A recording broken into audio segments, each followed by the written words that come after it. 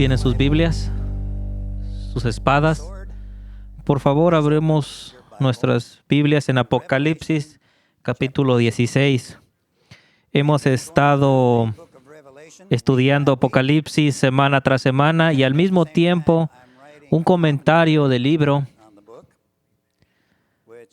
donde estaremos tal vez terminando en este verano. El mensaje de esta mañana es en Apocalipsis capítulo 16, las 7 copas postreras, plagas.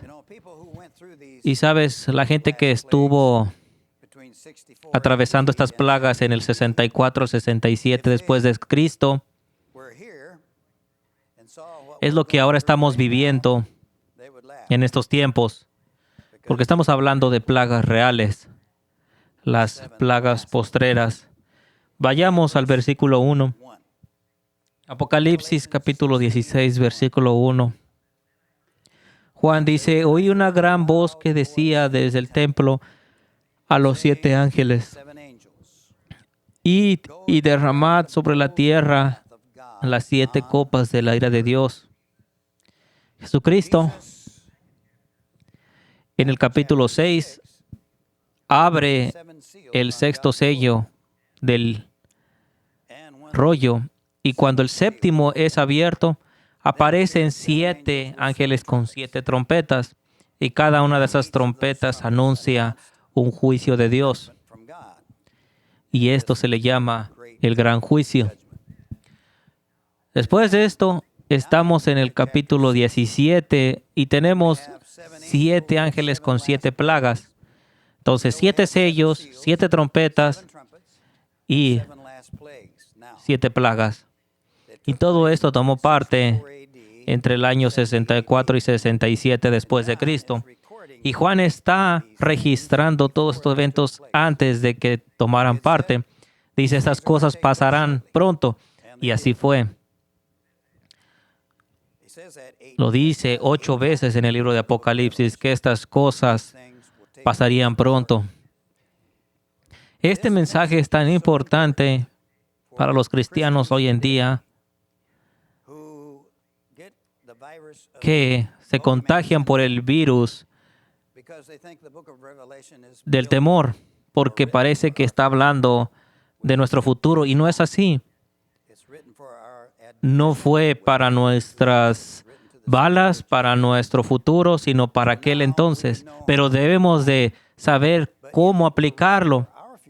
Y si no sabemos la interpretación, exageramos en nuestras mentes las cosas que pasan. Y muchos cristianos tienen este síndrome de temor porque piensan que estas cosas que están escritas es para nuestro futuro.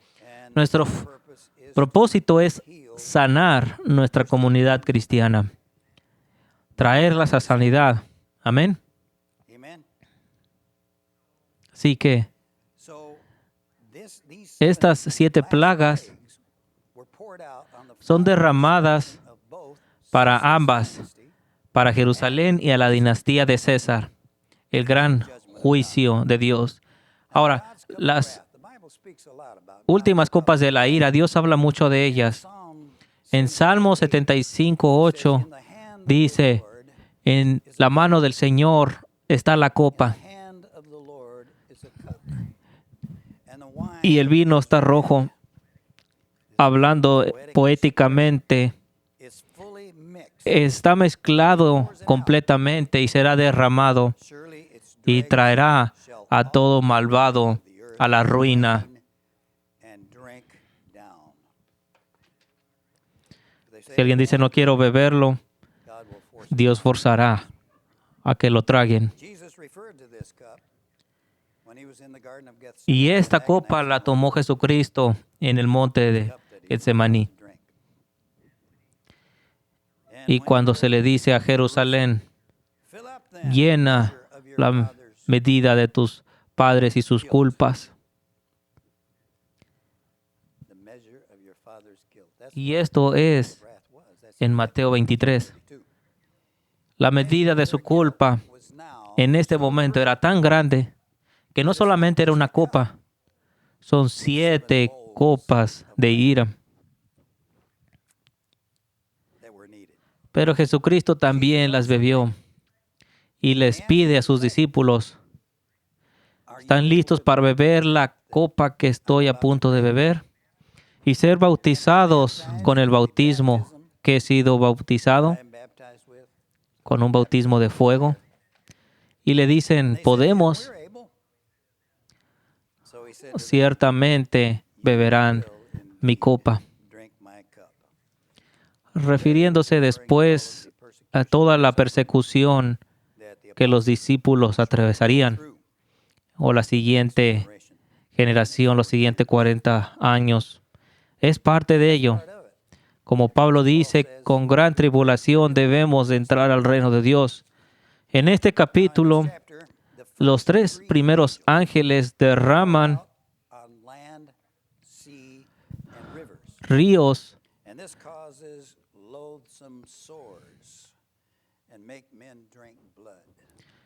como hemos visto. Se dice en los cielos, tú eres justo, Señor, porque has dado juicio a estas cosas. Y está hablando de la dinastía de César y Jerusalén.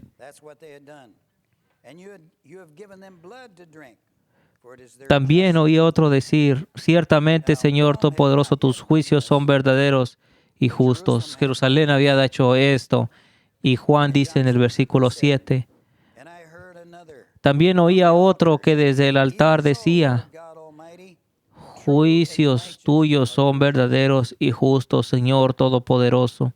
Justificando a Dios es lo que hacían, justificando a Dios. Y justificar a Dios es glorificarle. Cuando la gente escuchaba a Juan el Bautista, dice, aún los colectores de impuestos justificaban a Dios. Y es la única parte de la Biblia que se utiliza esta expresión. Justificar a Dios, inclusive los colectores de impuestos fueron bautizados, estas personas. Glorificar a Dios y hacer esto es justificar a Dios. Y es el gran examen que todo ser humano tiene. Aquellos que piensan que Dios es injusto se convierten en enemigo, pero todos los cielos glorifican a Dios y le justifican al ver todas estas plagas siendo derramadas por Dios a la humanidad. Sí, que glorificar a Dios es justificarle, y justificarse a uno mismo es condenar a Dios. Y una vez que Dios abre nuestros ojos y ve nuestro pecado, es imposible justificarse. Es entonces cuando le justificamos a Él. Porque cualquier juicio que derrame es porque Él es bueno y es justo. Así que la cuarta y quinta copa, en el versículo 8 al 11. El cuarto ángel derramó su copa sobre el sol, al cual fue dado quemar a los hombres con fuego. Todo el cielo está glorificando a Dios en estos juicios, diciendo, tú estás bien, Señor, te alabamos. Pero el hombre, habitantes, blasfemaron el nombre de Dios y no se arrepintieron para darle gloria. Simplemente hacían lo contrario de habitantes en el cielo. Blasfemaron el nombre de Dios por su dolor y no se arrepintieron de sus obras. Así que hablamos de la quinta copa.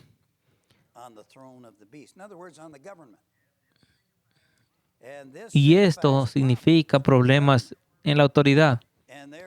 En el año 68 había 3 imperios solamente en 6 meses.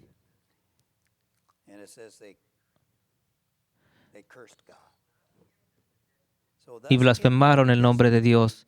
Blasfemaron contra el Dios del cielo por sus dolores y por sus úlceras, hablando de Nerón. Vespasiano, el general romano, se convirtió en emperador, fue llamado César, pero nunca de la dinastía de Julio César. Un hombre que quiere ser uno como César, un Kaiser, no son de la dinastía de César, solamente son imitadores, dictadores. Y entonces el sexto ángel derramó su copa, y vamos a hablar del versículo 14 al 16. Derramó su copa sobre el gran río Éufrates. ¿Qué significa esto? Y el agua de este se secó para que estuviese preparado el camino a los reyes del oriente. ¿Por qué? Para que el camino estuviese preparado a los reyes del oriente, para que estuvieran listos para aquella gran batalla.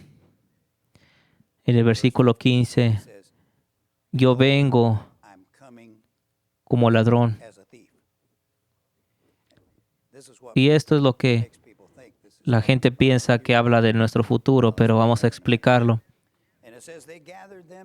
Entonces se juntaron estos reyes del oriente a este lugar que se llama en hebreo Armagedón. Se seca este río Éufrates para abrir el camino a las naciones, para entrar a Palestina, para la batalla del Armagedón. El Éufrates es un símbolo que representa el límite de Israel. Era el límite norte, pero obviamente que literalmente no se va a secar. Significaba que iba a haber una invasión foránea que llegaría a la tierra prometida. El Éufrates es un símbolo de los límites de Israel. Ahora, Armagedón. La gente habla del Armagedón y le teme. Recuerdo al presidente hablando de una guerra nuclear y que sería el Armagedón. El Armagedón significa el valle de Gedeón, y en este valle fue donde grandes batallas tomaron parte. Y es una metáfora de que usamos cuando hablamos de un lugar de batalla decisivo. Cuando Roma invadió la tierra prometida, cuando invadió Israel, ese fue un Armagedón, cuando fue cumplido. No habrá, y la Biblia nos enseña que habrá una gran batalla antes de que Jesucristo venga. Podría ser, pero si así fuera, nos dice en el capítulo 21 qué pasará. Fuego viene de Dios y destruye a Magog. Es otra vez un simbolismo donde se menciona en Ezequiel y una vez más en Apocalipsis. Los profetas habían anticipado esta batalla decisiva porque se habla de un gran día de batalla. Este es el día.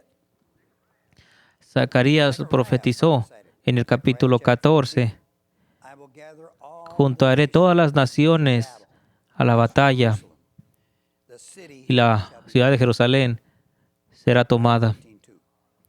Ahora, todas estas cosas tomaron parte al año 70. Vamos a decirlo de nuevo. El Armagedón tomó lugar para el año 70. Estas plagas, 7 plagas, fueron cumplidas en aquel entonces. No es para tu futuro. los espíritus inmundos que se habla aquí, del dragón, del falso profeta y la bestia, y estos espíritus malvados estaban para convencer a los gobernadores y juntarse en contra de su ungido Cristo. Pero en este caso, se juntan en contra de Jerusalén. Y si mirar lo que está pasando hoy en día.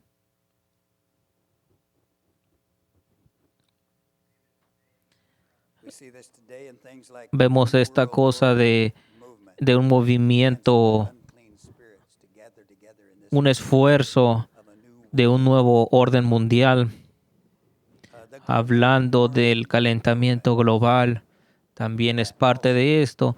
Son espíritus inmundos convenciendo a los gobernantes del mundo de que se puedan juntar en contra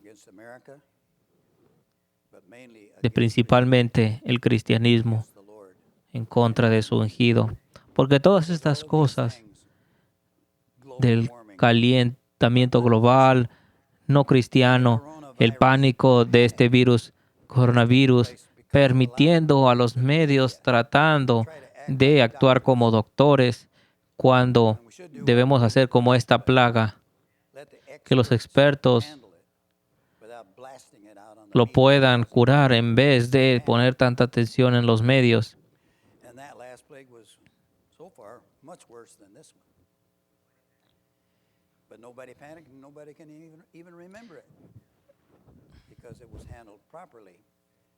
Me hace sospechar todo esto,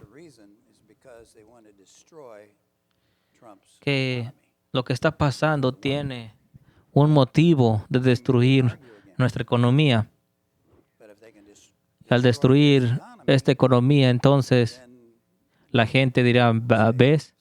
No ha funcionado su administración. Ahora, Jesucristo llama a esta batalla la batalla del gran día, la batalla de aquel gran día.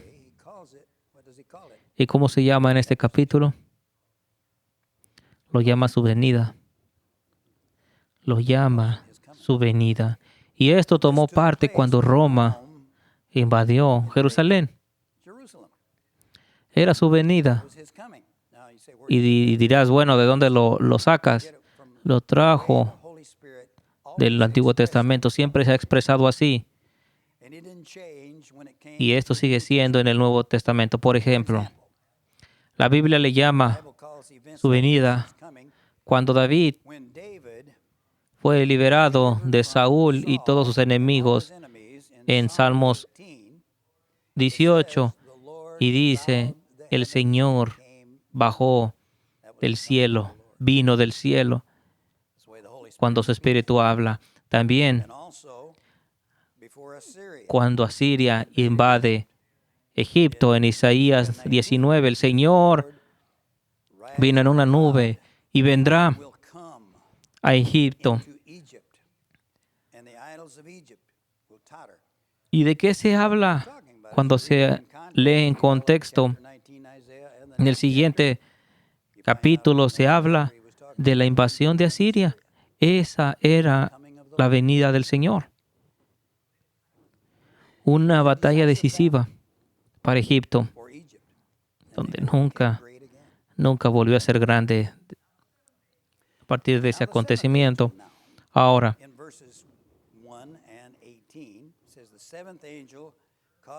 dice, este séptimo ángel, con relámpagos y voces, truenos, un gran temblor de tierra, un terremoto tan grande, donde tierra es este territorio, que es la misma palabra en latín.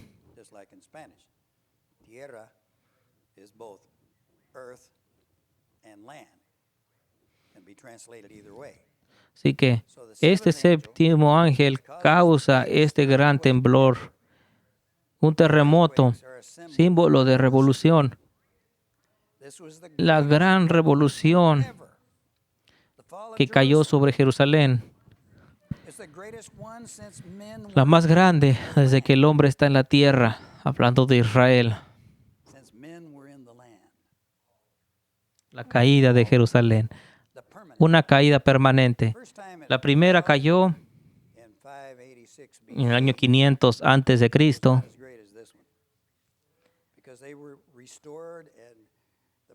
Los profetas habían dicho que iba a ser restaurada después de la primera destrucción, pero esta es para siempre. Y Jesucristo dice a esta higuera cuando se acerca al templo, dice que no haya fruto en ti nunca más. Es el más grande terremoto, la destrucción final de Jerusalén y ahora el templo. El templo no será construido una vez más. No hay necesidad de un templo, no hay necesidad de sacrificio de animales, porque Jesucristo es el gran templo. Él es el sacrificio, el Cordero de Dios. Y desear una vez más que estas sombras reemplacen a la realidad es una blasfemia. Porque ¿sabes qué significa blasfemia? Es usar el nombre de Dios en vano. Y el deseo de reconstruir el templo es perverso, está mal, porque no hemos sido llamados para eso. Hemos sido llamados al monte Sión, a la real Jerusalén, donde habita el Dios vivo. Así que este séptimo ángel causa esta gran revolución. Y si lees el versículo 19, la ciudad fue dividida en tres partes. ¿Qué significa esto?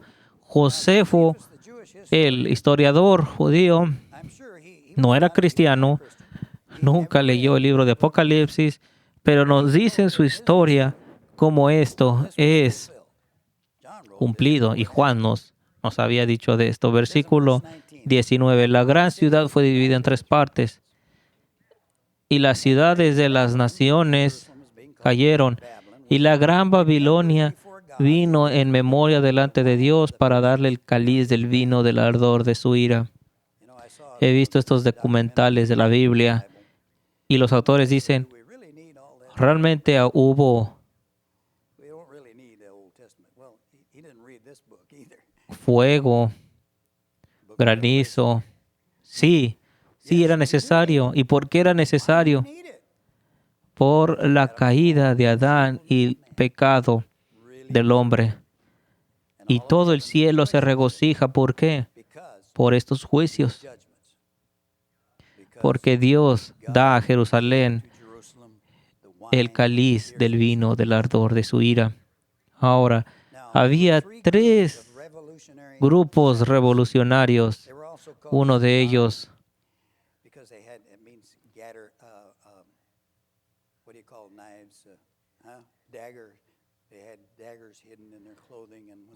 como sicarios listos para asesinar, donde escondían sus dagas en sus ropas sin que el atacado supiera. Y estos eran los celotes. Tres grupos de ellos, dice el versículo 19, dividía en tres partes. Había tres grupos de rebeldes adentro de Jerusalén peleando entre ellos. Así que asesinan el gran sacerdote porque era amistad de César. Y te acuerdas que decían, no tenemos nombre sino César. Y empezaban a ofrecer sacrificios para Roma.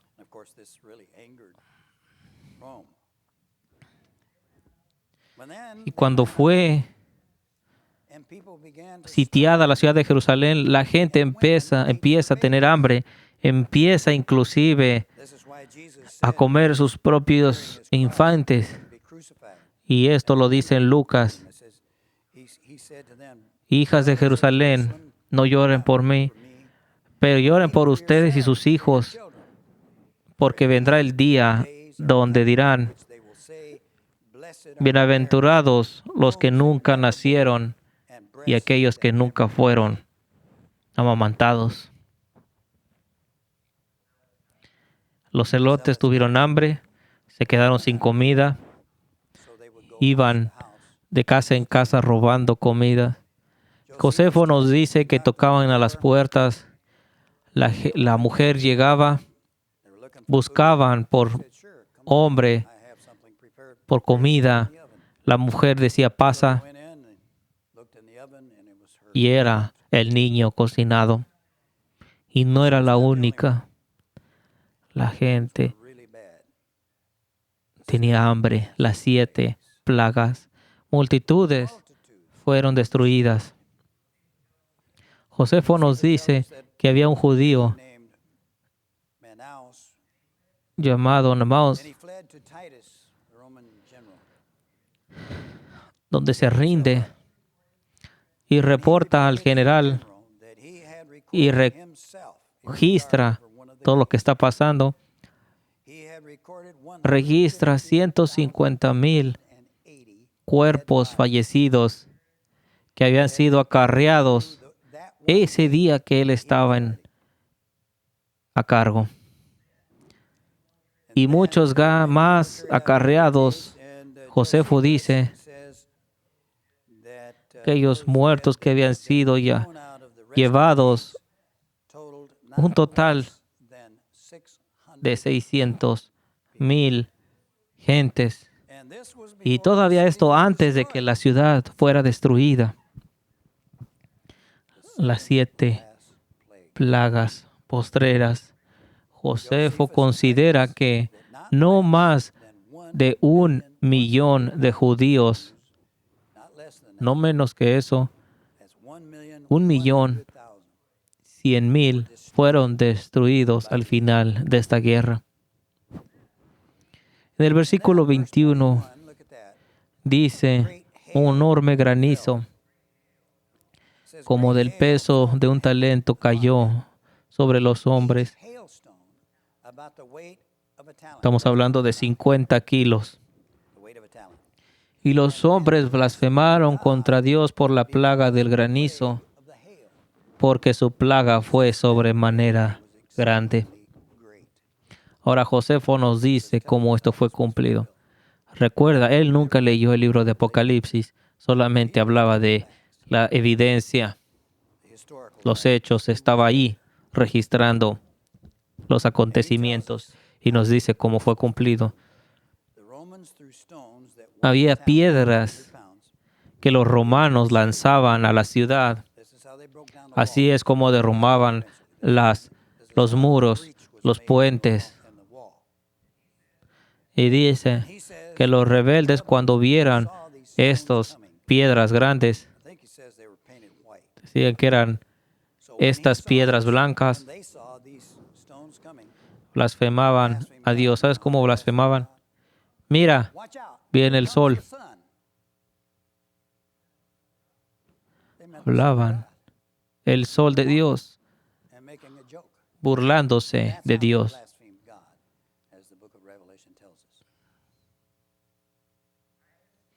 Tito había comandado a sus gentes no herir el templo.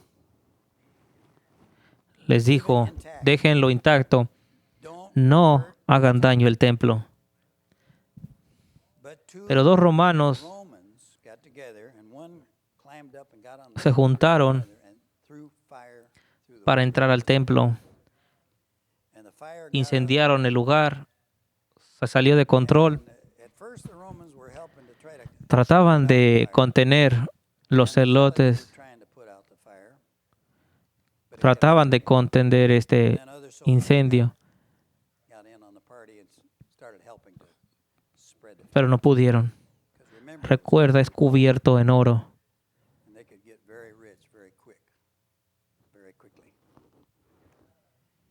Se sale de control y todo el templo es tumbado. El templo derretido con fuego. Los elementos se derretían con este calor extremo, como dice segunda de Pedro y predice también este acontecimiento. Los elementos fueron derretidos y cualquier otro tiempo donde se habla de elemento está hablando de los elementos débiles de la ley. Lo dice en Colosenses y en Gálatas. Los débiles elementos de la ley. Hablando de las leyes ceremoniales y las enseñanzas de que debes ser circuncidado y mantener las leyes ceremoniales para ser salvo. Dice, no es suficiente nada más creer en Jesucristo para ser salvo. Debes de ser circuncidado y debes de obedecer las leyes ceremoniales. No debes de comer ciertas comidas. Debes de seguir las festividades de las lunas, la fiesta del tabernáculo y demás. Estas y otras reglas debes de seguir para ser salvo. Dice, debes de creer en Jesucristo y aparte de estas cosas, debes ser circuncidado y todas estas leyes ceremoniales. Todos estos elementos literalmente fueron derretidos. Literalmente el templo se derritió, tan caliente, cubierto en oro, donde las piedras empezaron a caer. Los romanos literalmente amontonándose sobre la ciudad. Y Josefo nos dice que no podías reconocer si una ciudad había allí.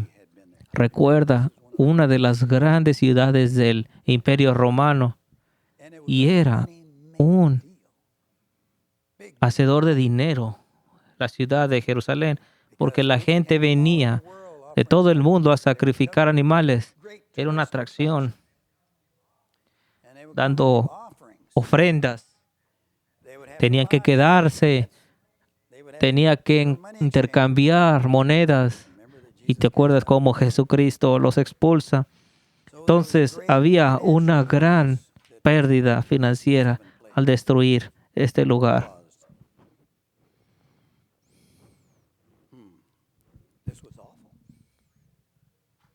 El gran terremoto como nunca había acontecido. La gran revolución. Pero todo el cielo glorifica a Dios. Los 24 ancianos, los 4 criaturas vivientes, todos los cielos. Y así es como la siguiente semana veremos cómo la gran ramera, Jerusalén, es destruida. Capítulo 17, versículo 18-19. Vendremos que el libro de Apocalipsis se regocija de un crecimiento. Todo porque la gran ramera fue destruida. Todos los cielos se regocijan de que ha sido destruida, mientras que los enemigos blasfeman el nombre de Dios. El cielo se regocija. Si no glorificamos a Dios por este juicio en Jerusalén, estamos en el equipo incorrecto. Vamos a orar. Padre, te agradecemos por tus juicios, porque tus juicios son justos y te justificamos. Necesitamos ser condenados, pero por la sangre de Jesucristo, tu Hijo, aquellos que creen en Él, somos limpios de toda injusticia, somos justificados de nuestros pecados. Te agradecemos, te alabamos y te agradecemos que hayas destruido esta gran ramera y que destruyes a la gran ramera. A este mundo te agradecemos por tus juicios. No nos quejamos de tus juicios. No decimos si necesitamos toda esta condenación, pero te justificamos y te agradecemos. Sabemos que estás en control total y que todo lo que está pasando, te agradecemos por ello en Jesucristo. Amén. God bless.